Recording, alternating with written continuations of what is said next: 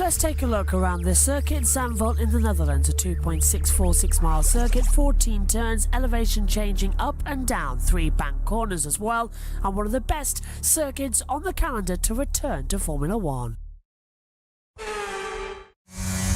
Get a good launch at the last corner of the banking and hurtle down towards turn number 1 of Tarzan. 8th gear flat out, hit the brakes with about 70 metres to go. A long sweeping double apex right-hander which tightens towards the pit exit. Turn 2 and 3 fall together as well, and now into the banking. Take a low line, let the car drift up high if you need it. It's not going to compromise too much on your overall lap time. Now coming through the dune section as well, really get the car up to speed as you take several parts of the track flat out. Lift up the brakes ever so slightly, drop down 2 gears down to 6th, full throttle now, drop down 5th gear, flick the car into the right, then back down 5th, 4th, 3rd, flick the car in once again and again back on the power. Turn 9 and 10 now. Hard on the brakes, to the left, double apex again, light the power and then open up the DRS zone as well. Continue with the power down towards the chicane, another heavy braking spot as well. Have to tarmac on the inside line as well to stop gravel coming onto the circuit. It's very tight, twisty, slow, stoppy section. Now it's all about the banking, the last corner here at Zandvoort. Get a good entry into the last corner and then boot it hard.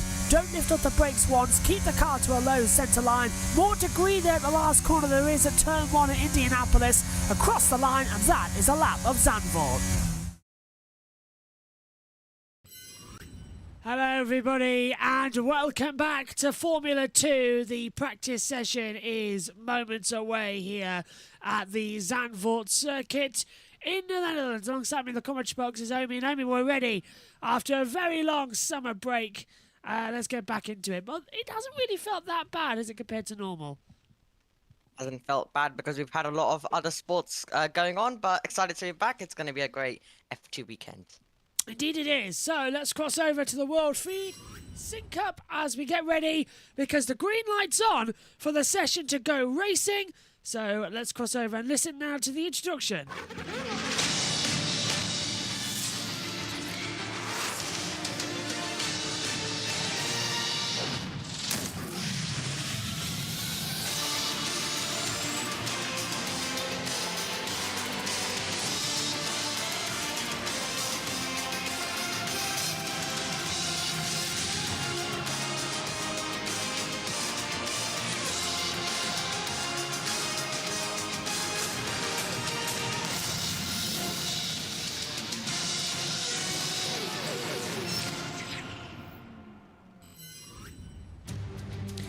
We welcome you back to Zandvoort, the seaside Formula One circuit that at the moment looks more like very wet conditions. The track is damp, shouldn't need a full set of wet tyres. Slicks, but sliding around. How great is this weekend going to be? We are literally 30 seconds away from the beach around this 2.647 mile circuit. Sprint race will be 29 laps. The feature will be 40 laps. Elevation change at 8.65 metres. 3 banked corners as well to contend with. And down in the first corner at Tarzan last year, Rashor versus Awassa. Diving through Rashor on the inside, Awassa trying to hold it on the outside, wheel to wheel, just holding it off. Up through turn 2 into the banking at turn number 3 last year. Doohan right round the outside of Richard Rashor as well, holding it at the high line and keeping it through. And down at turns 11 and 12 last year, Lawson versus Yuri Vips. Vips on the outside, Lawson diving through at the chicane, forcing Vips over the gravel. Well, the cars are heading out onto the circuit, as you know as well. 42 minutes 54 remaining on the clock. As we look at the constructors and driver standings, first of all, Pourchaire, 168, he leads. We look at him coming out the pit lane. Vesti, 156. Awassa is on 134. Doohan, 130. Martins, 120. Behrman, 102. But Omi, Vesti had the championship lead by over 30 points. Pourchaire, as we're looking at him now on the screen, domination, and he's come right back into it, and now has a shot to collect the title with only a couple of weekends left. Here, of course, in the Netherlands, off to Italy, and then a little bit of a break before we go to Abu Dhabi. So 6 races, 3 weekends. Pourchaire's got his work cut out. Yeah, he absolutely has, but we have seen that usually there has been times where Pourchaire usually gets involved in a lot of incidents, usually has a lot of bad luck, so I wouldn't say this is over at all. Still 12 points between him and Vesti. Vesti's been pretty strong this season, so it's going to be really, really exciting to see who's actually going to win this, and I think this could be the championship that goes all the way down to the last race. I'm hoping for it, so let's hope that happens. Let's hear from Pourchaire. Yeah. The top 6 is still close, you know. As I said, it's I think the top 6 still can win the championship. So strong drivers, my teammate, you know, Jack Doohan, Berman, Iwasa, of course, Fred Vesti is right behind me. So you know, I need to take it still race after race, not do any big mistakes, and I think we have I have the car to win races, to win 1 or 2 more races, to do some pole positions. So I just have to do a great job on the track. It's not easy. As I said, the level is really high this season, but you know, I'm ready to do a really good last part of the championship. That was yesterday when the rain was coming down as well.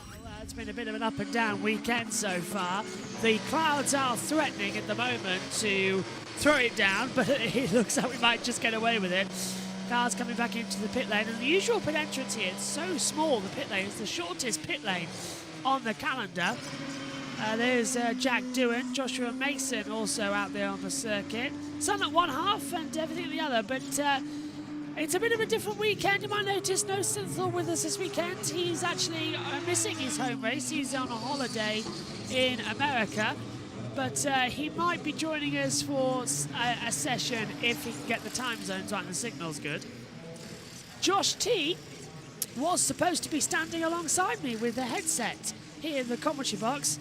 However, they've changed the schedule up at Cadwell Park, so it makes more sense for him to actually go to the event that they've paid for, if it makes sense. So no Josh T this weekend, but he's going to be sending some stuff over from Cadwell, the blast in the park.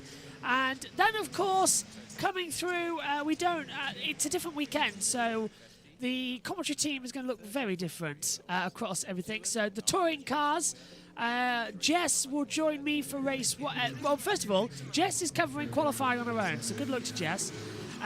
Then Jess will be with me in race 1. Jess will take race 2 lead commentary alongside Nick Homewood, and then I will be alongside Nick Homewood in race 3. Up here in the F2 commentary box, Omi's with me for practice, Jess is with me for qualifying alongside Omi, and then that's the team for F2 this weekend. It'll be myself, Jess and Omi, and then across IndyCar, it'll be myself, Adam and Omi, probably, because he's here for everything. And then, of course, across Formula 1, practice 1, it's me and Omi. Practice 2, it's me, Jess and Richie. Practice 3, it's me, Richie and Omi. Qualifying, it's me, Omi and Megan. And in the race on Sunday, me, Omi and Megan, with the possibility of Ian Birch coming into the commentary box. So that's how everything goes on. We're seeing coming through. Let's hear quickly from Victor Martins. The fans are really close to the track. You hear the music, you know, the DJ, which is just, I think, up the pit lane. So I would say, you know, this atmosphere, you get the determination, the motivation with that.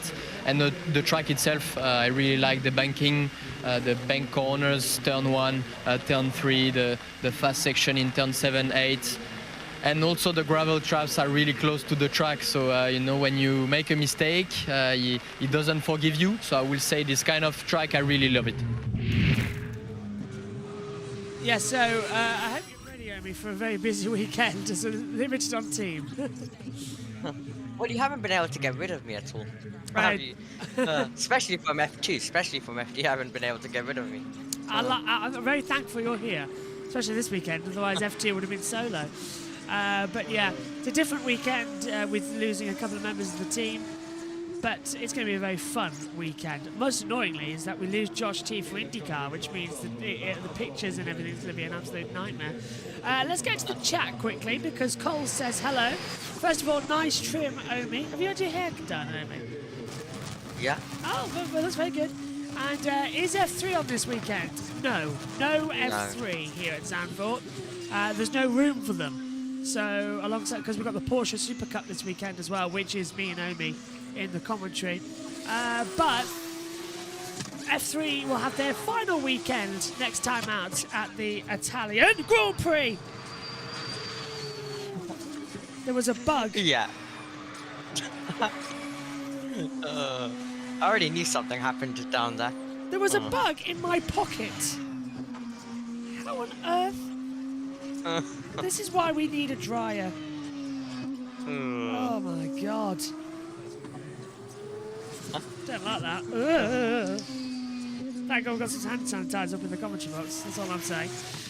But yeah, what was I saying? Yeah, Porsche Super Cup this weekend with me and Amy as well. And that will be the races live. One's on Eurosport, one's on Sky. Because Sky aren't showing race 1 until like midnight for some bizarre reason. So yeah, so we'll be for race 1 tomorrow. We might be a little bit behind, like 40 seconds behind. So apologies for that, but it's not our fault, honestly. Where is it on Eurosport? Discovery Plus. Ah. Yeah, so I've got to do red button stuff. Mason does a 1:29.746, goes fastest overall as well. So he's already benchmark time so far. Right, let's get to the chat as well, because on Twitch, SHT, Sean says, hey Josh, I saw the video from Grid Network YouTube channel about your rant on Massa's legal battle and trying to get the 2008 championship. I totally agree with all the takes you said. It was getting annoying, to be honest. I like Felipe, but man, he needs to get over because, let's quickly go down to the pit. Difficult to know now, so I think we need to have a quite good adjustment for each condition. So in FP, we need to try to do our best preparation for qualifying, and then yeah, in quali we will do our best on the track. But in the race, it will be again different conditions. So we will try to do our best for each condition. It means that we need to do a good preparation before each session. So I think we should stay focused, and then yeah, I think the preparation it will be the most important. Yeah. Well, let's get back to what we were saying as well, because SHT says, I'll reply for the second comment. It was getting annoying, to be honest. I like Felipe, but man, he needs to get over with it, because what you mentioned in the video, even if they removed the results of the 2008 Singapore Grand Prix, Massa will still lose the championship to Hamilton. He will. And if they do it, it opens up it opens up everything. Valtteri Bottas has been summoned to the stewards over late attendance to the Thursday press conference, or TV pen in his case, because he was in the TV pen. So that could be a little bit of a fine coming his way. Kenny says, morning all, morning Kenny. But yeah, there's Artie Leclerc watching on. It feels like everyone's just getting back into the groove, really. I mean, we've been busy over the last 3 weeks. We haven't had a day off. We've had easier weekends than this weekend when everything's on. But for F2 and F3, they've had 3 weeks off. Everyone's been managed to shut down, and now everyone's just like, oh, right, we're back to work now. So there's a slow grind, I feel, to the first couple of sessions, especially today. Yep, nothing's left for us though, because we've been at it, haven't we? Yeah. Every single week. No weeks have been off, but just a bit less busy, as you said. But yeah, everyone just getting used to it. Just getting used to it now. But Mason, though, out on the circuit, he had a terrible race weekend last time out.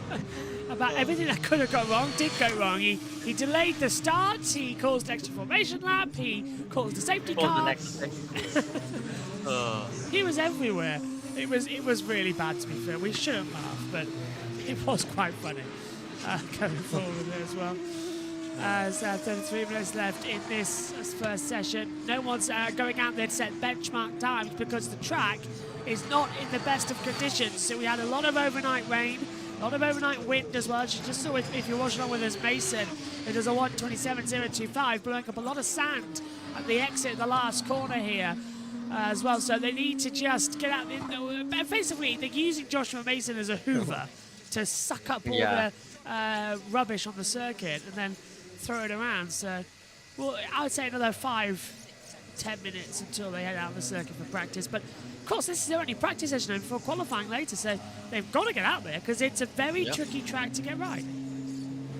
It is a very tricky track to get right, and if it was to rain, it would make it definitely very, very exciting. So yeah, but Josh, can we have some more just let it go for Masters title?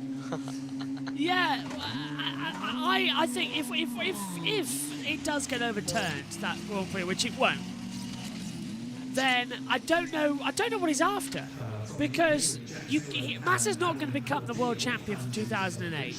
It was 15 years ago. It's not going to happen.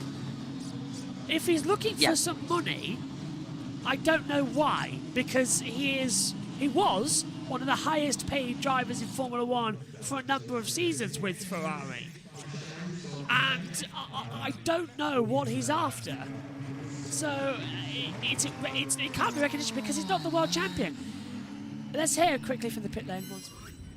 Enzo Fittipaldi. Went back to Brazil, saw my grandparents, did a lot of media there, and then went back as well to my home in North Carolina. Saw my dog, saw my parents. It was really very nice. That's Enzo Fittipaldi there. Seeing the dog has to be one of the best parts, no? I mean, that's the only reason why I go home, is to see my dog. Oh, it's so important to Yeah, recharge, but what a way when you have that breakthrough moment when They're using headsets, not lip mics. Sorry, I just noticed. hoping to kick on in the remaining 6 races after that breakthrough. I mean, he probably didn't want the break to be Alex there. Dix Getting kind a, of screamed there. Yeah, Alex doesn't like using headsets. He likes using handheld mics, but I can tell via the audio that they're using headsets. Are they stuck with it the rest of the weekend? They must be stuck with it. They are trackside. I know that for sure. So yeah, no lip mics. Alex must be doing his head in. But yeah, so with Massa, they can't change the title. I don't know what he's after, because if he says, "Oh well, if it wasn't for Singapore, I would have been world champion," no, you wouldn't, because you went spinning more times in a roller coaster in Silverstone. Was it 5 times he span? Everything that happened later on in the year, Japan was an awful race for him, and Hamilton, because he hit Hamilton, of course. It wasn't really. What about Germany as well, when he was stuck behind Nelson Piquet Jr.? Coincidentally enough, Hamilton took the lead and Piquet was second, and then Massa finished third. How about the race that he got gifted by the FIA? And I don't mean that as in like, oh, FIA blocking Hamilton or that lot, like Max, everyone keeps saying about he gifted a world championship. No, I'm on about the fact that the FIA changed the rules. And everybody to this day still says that is such a bizarre penalty, because it was Hamilton who had to cut the corner at the bus stop when battling Raikkonen, let Raikkonen back through, and then passed him into the next corner. And apparently that's not allowed. So, and then not to mention the fact that they swapped positions a further 6 times on that last lap until Raikkonen hit the wall. Coincidentally enough, the FIA gave a penalty which was exactly the same amount of time between first and third position, meaning that he would have to drop back to third and Massa would take the win. It was a very weird day that nobody explains about. It's usually you get like a 5-second penalty or a 10-second penalty. He got a 30-second penalty. That's how confusing it was that day. So Massa won that race when he had no reason to win. Massa was completely off the pace in Belgium that year. So yeah, it's just so much. And also, if they were to change it, then it would cause so much trouble, because every driver would want different races changed. Yeah, Hamilton would go after Abu Dhabi. If they change around somehow, Massa and Massa becomes world champion in 08, Hamilton will then take it to the courts for Abu Dhabi 21. No doubt about it. So, I don't get it. And there's also another factor that, what about all the other years when there was suspected cheating? Like I said, Austria 2002. Barrichello letting Michael Schumacher through. Well, that's race fixing. That wasn't dealt with harshly enough. If I was who finished third in that race, Montoya, I'd sue because Montoya should have been the race winner. No, Ralf Schumacher was third. Maybe he won't then.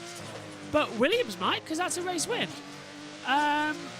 Thinking about other things, what about when Hamilton was let through by Bottas in Russia 2018? If I was Bottas, no longer in the Mercedes team, I'd feel aggrieved. It opens a Pandora's box as to what could change, and that's not what Formula One needs. So Massa is bringing the sport into disrepute for no reason, and if I'm honest with you, I think Formula One have a very good right to counter-sue Felipe Massa for this very reason. Bernie Eccleston is no longer involved in Formula One at all, and in any situation. He's no longer organised as well with FOM. Massa is doing this with the FIA and FOM. So, but considering that Bernie's brought it in, there's a lawsuit against Bernie and there's a lawsuit against Massa, as there's a yellow flag briefly, now we've gone back to green.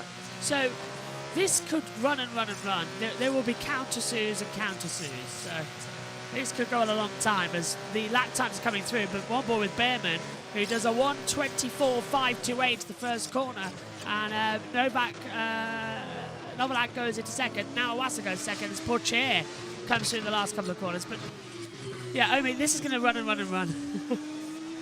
Yeah, we'll just run and run and run, so they should probably stop it here. Let's not cause any more trouble.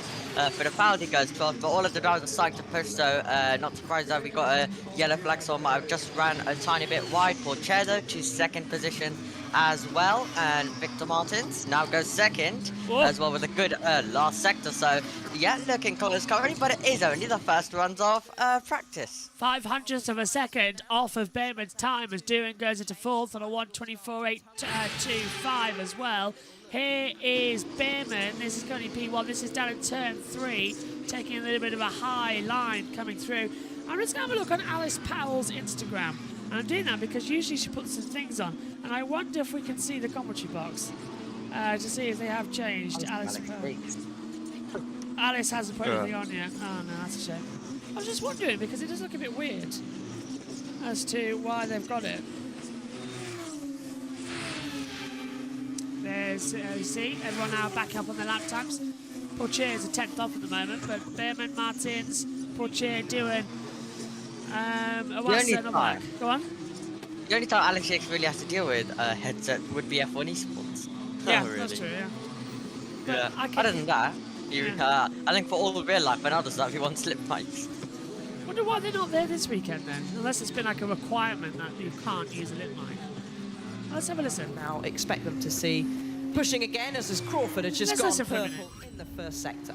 So lots of time to be found out there for the drivers who are trying to pick up the reference points that Alice told you about earlier on. They're also trying to understand how far they're going to be able to take this tyre. Pirelli clearly with an expectation that the rubber will hang on. Yeah, it's to last year when they had the hard compound. We've gone to the medium. Means the drivers have to get an understanding of that. In this, the only practice session that they get all weekend long, and Crawford first sector and second sector is going fastest of anyone so far. Second sector ends just before turn 12, and that big deep gravel trap, and then you've got just the final few corners. It is a short circuit. It is one that demands that the driver deliver at every point of the lap. Crawford across the line with the fastest time, and that shows you how much the track is going to rubber in throughout this Formula One practice Friday. We will be qualifying though for FIA Formula 2. Half an hour to set the grid for both races. Here's a man who's been on pole position so far this year in his rookie season. Part of the gaggle of drivers that know if you can keep winning feature races, doesn't matter where you are, you can make yourself a contender for the final round of the season in Abu Dhabi at Yas Marina. 6 races to go, 3 features where the major points are handed out. Yep, and it's definitely a headset that they are using, I can tell. So much, because of the lip mic, you hear a lot more of the P's and the Q's than you do with the headset.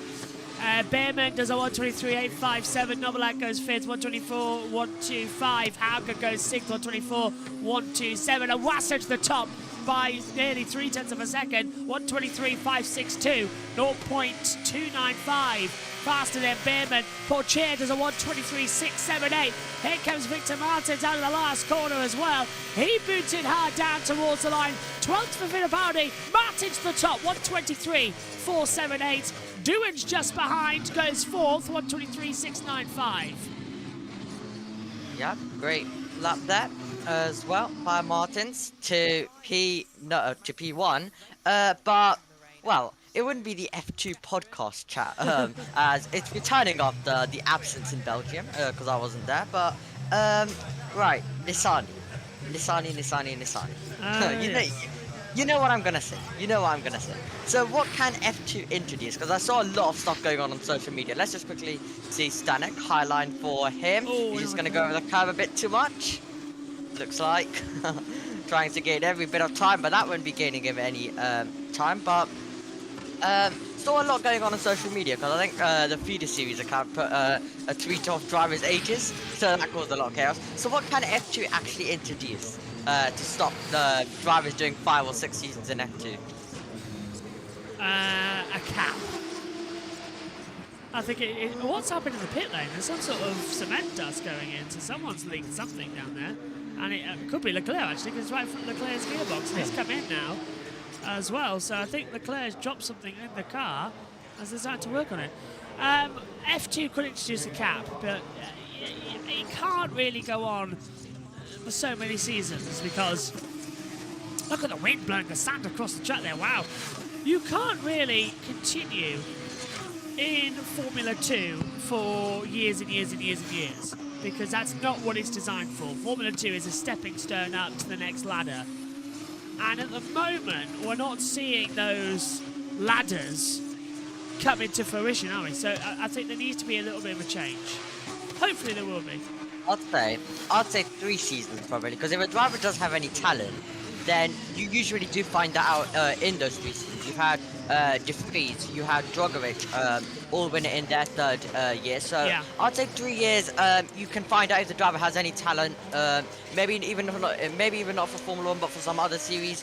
Still, you get to see if the driver has any talent. I think if it goes beyond 3 years, as Vesti goes fastest. If it goes beyond 3 years, then I guess it's just a bit ridiculous. So obviously Nissany, and another driver I could mention is also Ralph Boschung. Best finish in the standings was 10th as well. So Boschung not really too good either, and I think Boschung needs to go as well because I remember him in Formula 2 since I started watching Formula 2 in 2017. Did win a race earlier on this year though, Ralph Boschung at the Bahrain run and led the Titans. Had a great start to the season, but as you say, has dropped off since. There's Portier locking up and flat spotting on the front right tyre, coming in towards Tarzan at turn number 1. There's a bigger runoff there this year than last as well, so he can just get back on. That's of course after Lewis Hamilton nearly went off there a couple of years ago. 20 minutes left then in this first and only practice session for FIA Formula 2. Usually every year, Brian Nissany at least puts in one good performance, like this one. Only once, like last season it was the last race when he qualified on the front row alongside his teammate Yuma Iwasa in Dams. He always likes to do those performances, and then also Belgium, even though him and Tictum collided, which I'm not really surprised as well in 2020, they had a contact while battling for the race lead. So yeah, usually turns up just for one race somewhere near the top, but then for the rest of the season he's pretty much at the back causing carnage. He actually had a crash also last year, which gave him a race ban at this. So he had a crash with David Beckman, if you remember that one, and he got a race ban. So he's really one dirty driver, to be honest. He needs to go to another sport. As Richard Rashore described it, he just needs to go to another sport. And maybe not even another sport, maybe he just needs to sit out. He has enough money, just enjoy life. Do exactly what his father did, to be honest, because he did some racing and now he's just sitting around as well. So I think Roy Nissany could probably join him, because really I don't think he's gonna... well, to be honest, maybe somewhere other than motorsport, but in motorsport I think his place is done, to be honest. Say how you feel. Yeah. SHT says Roy Kushani, and a little bit off there for Victor Martins coming to turn 9. The Crash Kid in F2. Will Bortoleto be in F2 next year? Possibly. It all depends on what happens in Formula 3. Druvela also his 4th season in F2. Yep, behind Druvela. And Schwartzman will be in for Science late in FP1, yeah. Schwartzman, of course, was a champion and then got sort of kicked out. Now we'll be in for Science in FP1, where the rookie session's coming through. I was explaining, actually, to somebody the other day about the FP1 rookie rule. And you need a flowchart to understand exactly who's been and who hasn't been in. Because Piastri, De Vries and Sargent counted as rookies in the first 2 weekends, which means that Williams, McLaren and AlphaTauri have already done one of their rookie seats for the year. So they've only got to give it. So Lando Norris has only got to give up his seat. Piastri doesn't need to. Neither does Sargent. So Lando's got to give up his seat for a rookie at some point this year. Ferrari I think most of them. too. I think most of them, as you usually see, is going to be in Abu Dhabi. Yeah. The first session of Abu Dhabi is just going to be an F2 practice session, basically, and then there'll be another F2 practice session just before it. They're going to be very busy over there, and so are we, actually, because the last racing weekend of the year, we have MotoGP and Formula One, and literally, it's everything. The last weekend is the busiest race of the season. As well, Moto 3, Moto 2, MotoGP, F1 and F2 will be on. I'll be on F1 and F2, as you know, and then elsewhere there'll be several other people as well bringing it in for the other support series we have to cover as well. So Moto 3 and Moto 2 will be ducking and diving between everything.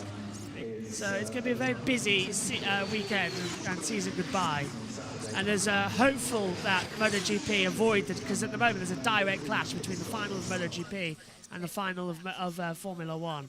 So hopefully that direct clash is avoided. Right now I don't think they've noticed. Doing? Once again through the banking, just getting a bit of slide, running out even wider, which you don't really want. But yeah, Jack Doohan, his season, obviously he had a lot of bad luck. He really wasn't performing as well in the first few rounds. Obviously he's turned it up in the last two, winning the feature in Hungary, taking pole position, as well as then in Belgium also winning the feature. Obviously helped massively though by the safety car, we have to say as well. So yeah, but Jack Doohan, the season's finally getting back on track, but a lot of people expected him to be one of the championship contenders. So I think he's very much under-delivered this season. Has Jack Doohan. I agree with you massively. Doohan has had a couple of race wins, hasn't he? But he needs to improve. Hopefully next season he's going to be more up there with FIA Formula 2. Of course, he's Alpine reserve driver. So looking good. So just taking a look at the timing screens, Hauger, Iwasa, Vesti, Behrman, but they're all coming back into the pit lane now. They've all done their middle runs. Now they'll come in and ready for some quali simulation runs in the last 10 minutes of the session. 15 to go at the moment though. Iwasa, Maini and Nizani have all headed out the other circuit. No red flag in this practice session. Everyone's kept it rather clean. There's a bit of oil in the pit lane, that's it. Pourchaire dives into the pit lane, super late pit lane here, and super small as well. It reminds me always of Melbourne. It's the same style of pit lane as Melbourne, so it's looking good. Also, I have to say, for any of the rookies as well who haven't won, I'd say as we quickly watch Jack Crawford one off the rookies as he makes his way through turn 9. He's just going to run a tiny bit too wide. Yep, he's going to go onto the curb and the grass a bit as well, but no, I forgot what I was going to say. Rookies. Oh yeah, right.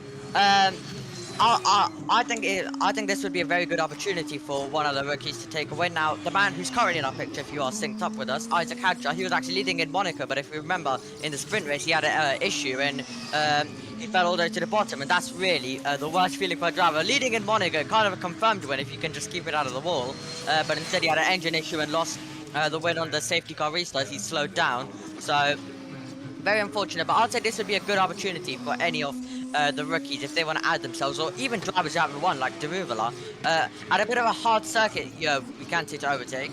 I'd say this would be a good opportunity because we're going to Monza and Abu Dhabi, where circuits where in F2 you do get a lot of overtaking. So I'd say this would be a good opportunity in the sprint race for any of the drivers who haven't won this season to win a race. And I just love when the list just keeps increasing of drivers winning. Makes Formula One looks terrible. It does, it really, because they've only had 2 drivers this year winning Formula 1. Formula 2, we've had about 7 already. No. So how many is it? More than 7. More than 10, I think. More than 10, blimey. Really is a competitive year for F2, isn't it? But yeah, Verstappen has won Bahrain, Australia, Azerbaijan, America, Monaco. No, hang on, that can't be right because Perez won there. So hang on a minute.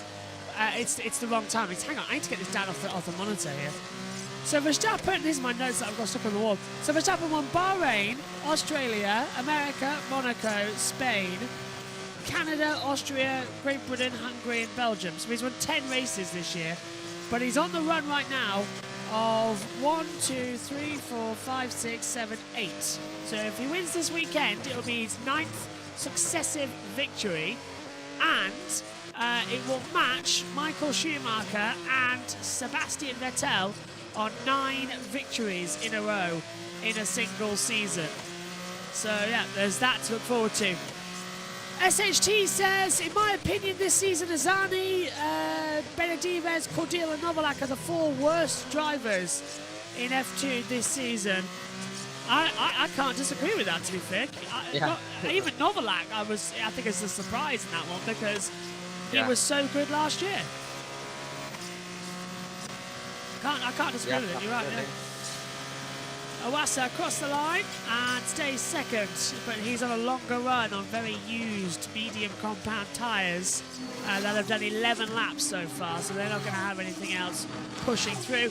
10 different drivers won in F2 so far this season. Portier, Vesti, Awasa, Doohan, Martins, Behrman, Fittipaldi, Vershaw, Hauger and Crawford. 11. Add Boschong, says the SHT. So 11, because Boschong won the opener in Bahrain alongside Portier, what is that? That weekend? Yeah, I think so. Yeah, it was Portier who won the feature race. Absolute dominant drive that was in round 1. I remember that one. Yeah, he absolutely dominated. That one, actually, can I just say, it's not really too unusual for Formula 2, because if you remember every year, when we get to around this point of the season, you do have around 10, 11 winners in Formula 2. That's just how Formula 2 really goes every year. Even though I said last year did kind of under-deliver for me in some aspects. Not every race was as cracking as this year, but still we had quite a lot of different winners as well. I think there's maybe 1 or 2 who could also join that list in the last few races as well. So it's going to be a very exciting season. I think Daruvula definitely might have a chance for just a one-off good performance. Maybe one of the rookies as well. So yeah, going to be super exciting. And I think this track, as I mentioned earlier, is one of the best opportunities if someone wants to add their list to a winner this year. It's going to be extremely interesting to see what we're going to have here at Zandvoort. Everybody's been saying, especially on Twitter over the summer break, I won't name any names, but there's one person in particular that I was disagreeing with, because everybody's been saying, oh, Zandvoort, boring race. 2021 was boring, but last year in 2022, it was a brilliant race at Zandvoort. You had tyre battles, you had strategy calls, you had safety cars, you had the threat of rain. Yes, Max won, but it was a very exciting race. You had Hamilton leading the way with Verstappen second. I thought last year's Zandvoort race was absolutely brilliant. And to be honest with you, I was quite annoyed that people said it's a dull track. Oh, Martin's locked up, he's gone straight on. At the chicane, there's enough runoff area there to make sure you get out of it this season. And he gets back through. No sign of any flares either. By the way, I've got an orange t-shirt ready for Sunday. I will be in an orange t-shirt instead. Go on. Yeah, I think you're spot on actually about Zandvoort. Last year's race was absolutely incredible. Now, obviously, I think most people just look at it and just be like, oh, Max won, right, boring race. It really is kind of like they don't even watch the races. Max won, it's a boring race. But last year, I remember, it was an absolute crack. Obviously, we had Yuki Tsunoda, all of the chaos going on with him. I think a lot of Hamilton fans were saying that Tsunoda parked it up on purpose, and all of the AlphaTauri chaos that was going on with Tsunoda pitting, then going back out on the circuit and stopping. I think all the Hamilton fans got annoyed at that one, and then obviously safety car restart. Verstappen was able to roar past. Hamilton didn't even find himself on the podium. So it was a really exciting race, and also throughout there was a Mercedes were on a different strategy to Red Bull, so it was always going to be that element of which one wins out, and the race was interesting due to strategy even without the safety car. Big lock up by Porsche at Tarzan corner, just going into the runoff as well. Another corner where you can just rejoin perfectly. Yeah, they've done a lot of work this year to get that right, because in the previous years it's been gravel and it's been causing safety cars, so they've added some runoff areas now, which is great news. But yeah, last year I actually did think for a couple of moments, was it deliberate from Tsunoda to cause that? And then we saw Hannah Schmidt, of course, on the pit wall smiling, and everyone was like, what's going on there? Yeah, but then it was a bit confusing though. Yeah. Yeah, it was a bit confusing because, I mean, you came in and then you got back out and, like, did you not notice anything? Daruvalla failing to follow race director's instructions, practice start infringement for Daruvalla. But yeah, in all honesty, any doubt of suspicion fell out of my mind as soon as Verstappen boxed and was so slow on the first safety car restart until Bottas came back out and another safety car came out. So it was definitely an error. So yeah, and then one thing I hated was the fact that Hannah Schmidt got a lot of negative reaction on Twitter, or now X, of course. So yeah, not good. I mean, like to be honest, is she gonna cry? Is she gonna cry or something about AlphaTauri parking their car up and Red Bull being able to make a pit stop? I don't think really you'd want to cry about that. No, she's gonna be going, right, free pit stop. Brilliant, get back in. Exactly where you need to be with a free pit stop. To be fair, I'm gonna sneeze. That's why I'm trying to stop. Is anyone joining us for FP1? No, not as far as I know. So our podcast will just continue on then all the way through. Indeed, that's how low we are on team members this weekend. Well, I guess it kind of makes up for the F3 practice, not well, obviously F3 not happening. It kind of makes up for that, an extra hour there. Let's go on X and see what's going on, and then I'll go to Instagram. Now I have so many places to go and see what's going on stuff. I know, I was on Instagram a second ago and I haven't received a message back. So, all looking good. Social media is back in action now with everything coming forward with the new season. Well, second half of the season really coming through. Interesting. Still looking good. Porsche, Novalak in the pit lane. Novalak's just come out of the pit lane now. Victor Martin's having a bit of a wiggle coming out of turn 6. Gets it going again down towards turns 10 and 11. Did you get friends reply? What? Don't know what Cole's saying. Right. One driver I'm going to predict to do well is gonna be Rashul. He seems to go. He seems to be going good always on home soil. Podium last year, and then Belgium almost won the race. Cordial Daruvalla noted for impeding as well. But yeah, last year. This year. Last year he obviously scored the podium, but this year, Austria obviously he came home to win the feature incredibly, and then also the Belgium sprint race almost winning until Fittipaldi denied him on the penultimate lap of the race, and then this would be some of the impeding by Jack Doohan. Yeah, he's gone across the front of Richard for sure, coming up through turns 3, 4, 5. So he'll get a little bit of a slap on the wrist for that. It was a direct cut across the circuit. Arthur Leclerc, 19th at the moment, watching on. Yeah. 7 tenths down there in that first sector. Yeah, Leclerc, I'd say his best weekend probably would be Australia of his Formula 2 season so far. Obviously getting that podium. Australia though, one of the best F2 weekends I have to say. That was just pure chaos. We were going 4 wides at that point in the sprint race. As Alex Chase described it, acrobatic stuff into 11. So it was absolutely chaotic, that F2 weekend in general. The feature race was chaotic. Cars go left, right, and Josh, your hourly update comes in helpful there. And also we had Fittipaldi also, if you remember that one, binning it as well during the safety car. And sprint race had rain. Actually, I think that was my F2 debut as well, actually. It was. Yeah. that one was just chaotic. Cars were sliding left, right, and centre in the rain, and then we won the safety car for quite a bit, and just chaos. Well, you reminded me actually about calendars for next year because it has been announced. 14 rounds for FIA Formula 2 next year, 28 races, and Cordial and Jerusalem will be investigated after the session for impeding. So next year, as Behrman does a 1:22.715, next year's F2 calendar, we start at Bahrain with F1, so the 29th and the 2nd of March. So we start at Shakir. A week later, we go to Jeddah on the 9th of March. 22nd to 24th of March, we're at Melbourne again for round 3 of the season. Then we go to Imola, back on the 17th to 19th of May for weekend 4. Round 5, we'll be at Monte Carlo, 23rd to the 26th of May. Round 6, 21st to the 23rd of June, we'll be at Barcelona. Round 7, a week later, 28th to the 30th of June for Spielberg, Austria. Round 8, 5th to the 7th of July, the British Grand Prix at Silverstone. Round 9, 19th to 21st of July at Budapest, Hungary. Round 10, 26th to 28th of July for Spa-Francorchamps, Belgium. And then we're not going to be here next year at Zandvoort. We're going to go then to the 30th of August to the 1st of September. We'll be at Monza for round 11. The 12th, round 12 of the season, 13th to 15th, will be at Baku in Azerbaijan, and that moves later on in the year, so Baku will still be there.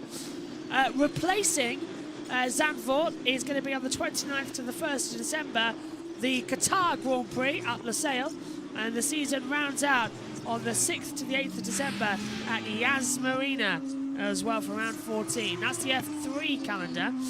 F2 calendar. F3, 10 races, starting at Bahrain before going to Melbourne, then Imola, Monaco, Barcelona, Spielberg, Austria, Silverstone for Great Britain, Budapest, Hungary, Spa in Belgium, and then it all ends out in Monza on the 1st of September. That's the other calendar going through. Nice calendar. What do you think, Amy? Yep, nice calendar indeed. I think even though Qatar might not be really a Formula circuit, I think Formula 2 will though deliver around the circuit. Anyway, yellow flags are currently out with 40 seconds to go as well. Leclerc currently making his way to Boschung in the wall. And red flag. Well, we were on about him earlier on in the programme, and he's brought out the red flag, so no practice starts on the grid for anybody. That's going to upset them. But Ralph... Unless they let them go. That could be, yeah. Ralph Boschung into the wall, and that's down at... Well, it's actually where we had a crash last year. It's down at turn 7. And that is where last year Logan Sargent hit the wall and brought out the red flag in the feature race. But a huge accident there. Oh, not good. Yep, not good for Ralph Boschung. Obviously missed quite a few rounds last year as well due to back problems, but yeah, not good for Boschung. Let's actually see what happens. So I'm guessing he's just going to be, the rear is going to fully just go. Oh, touched the grass. Yeah, touched a bit of the grass as well, and then and then he's a passenger going into that barrier. And as you said, brought out the red flag last year when Logan Sargent in the feature race found his way there after running wide at Tarzan and then having more chaos all throughout the lap and then finally finding the barrier. But unfortunate for Boschung, unfortunate for him. And yeah, especially in the dying minutes of the session as well.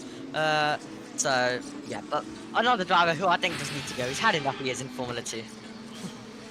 Time is up with the red flag out. Behrman then will top from Hauger, Vestia, Wasser, Martins, Jarula, Maloney, Doohan, Hadjar, Porcher, the top 10, Novalak, then Boschung 12th, then it's Crawford, Maney, Nizani, Vachour, Cordial, Fittipaldi, Leclerc, Correa, Stanek and Mason down in the order, and I don't know if they're going to release them to do a practice start or not.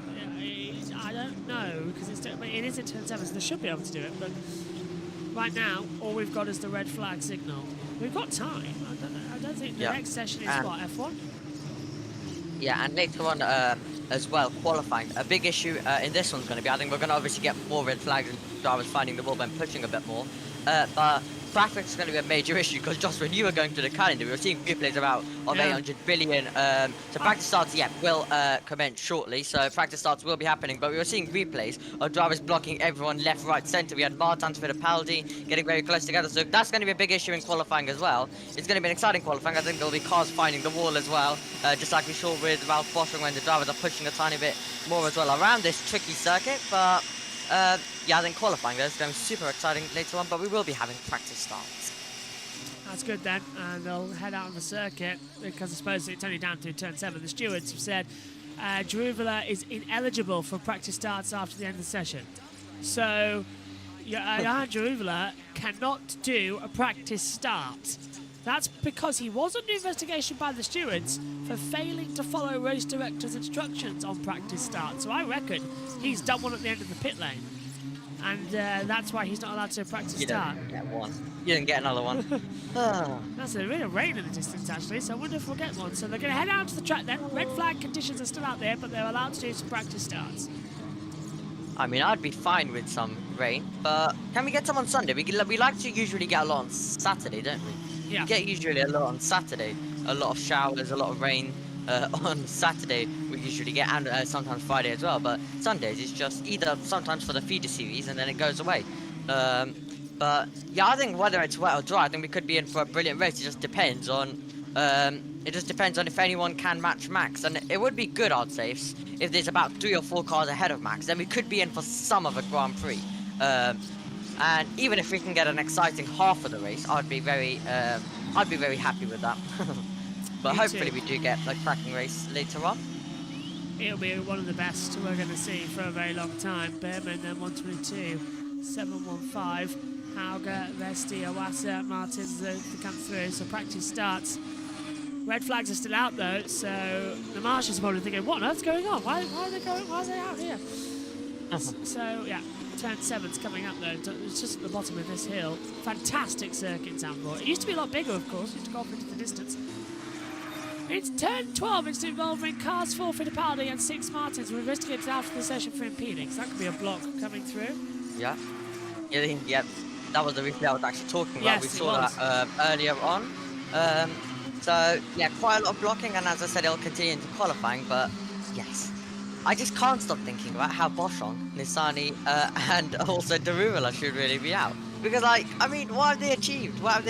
Like, okay, Boschung's only managed 10th in his years in his very long years in Formula 2. He's gone even longer than Nissany, and then also Nissany's only managed as well 16 as his best stat of result in the standings. So, these drivers just need to go. Make room for some of the new F3 drivers, and I think Bortoleto definitely deserves to be promoted. But I would say this year we're going to see less F3 drivers getting promoted because there's a lot of there is a lot of young F2 rookies who are going to go into their second season. So I think there was quite a few drivers who were leaving F2 at the back end of last year because they've had too many years or really just going for different opportunities. So we saw quite a lot of drivers getting promoted from Formula 3. I think it was the top 6 or top 7 from the standings, but I don't think we're going to get anything like that this year. I think we're going to get Bortoleto, maybe a few others, like possibly Zach O'Sullivan getting promoted, but other than that, I think it's really going to stop there and we won't get as much promotions this year. They come to line up on the grid then. It's not the start of the race, it is the start of the practice attempts. There's a line up on the grid. Oh, there's a bit of a wiggle coming through. Behrman having to take it through. Lining up then. What's it, Josh? I'm getting on the Grid Network Pick a Winner leaderboard now. Oh, brilliant. It's great, isn't it? Pick a winner. Well, I'm starting like in about half when half of the season's done. So More than half. yeah, more than half. So it's just yeah. At least I got Bagnaia right though, so I already get some points for that. Right, there we go. Behrman lights up the rear tyres, gets a very good launch away from the grid, actually, our P1 man. So Behrman, I think, could be one to watch on Sunday. Well, Saturday and Sunday, of course, in the sprint feature. Behrman's got it. Remember that one back to back? I do. The sprint race after the about massive accident down at turn number 1, and actually it was the second year in a row we got that. Because in 2022 we also got it, but here's the session results. Yep, It's Behrman who's fastest once again for Prema. Can he do a whole weekend sweep like he did in Baku? Dennis Hager is second, Frederick Vesti is third, and Mumawasa is fourth. Victor Martin's fifth, Joandro Rumula is sixth, Zayn Maloney seventh, Jack Doohan is eighth, Isaac Hadjar ninth, and Theo Porcher in 10th. 11th place for Clement Novalak, 12th to Ralph Boschung, 13th Jack Crawford, 14th Kushmaini, 15th Rodazani, 16th Richard Verschoor, 17th Amil Cordial, 18th Enzo Fittipaldi, 19th Alton Leclerc, and 20th for Juan Manuel Correa. Roman Stanek 21st, and Joshua Mason is 22nd in the running order. Well, my thanks to Omi as we just do the practice starts. We'll be back in around about an hour and 15 minutes time for the first practice session of FIA Formula 1 here for the Dutch Grand Prix, round 13 of the season. Thanks for your company. We'll see you later on when F2 returns for qualifying, as there's two cars who have stalled on the grid. We'll see you later. Take care. Bye-bye.